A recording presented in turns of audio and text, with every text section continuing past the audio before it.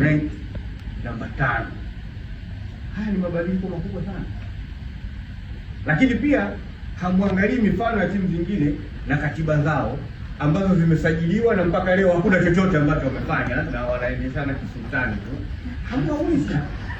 Sasa sisi tunachoweza kuahidi kwamba tutatoa mashirikiano ya kutosha kwa umma kuelewa zaidi mwenyekiti wa bodi atakuwa ni nani na anatokaje.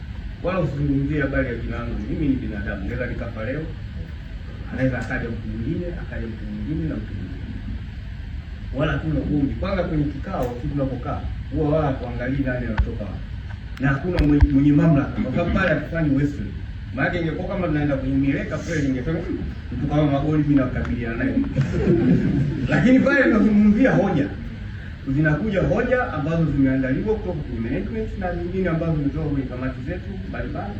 Tunazijadili na kufikia maamuzi ambayo yatakuwa ni kwa manufaa ya maendeleo ya club na timu yetu.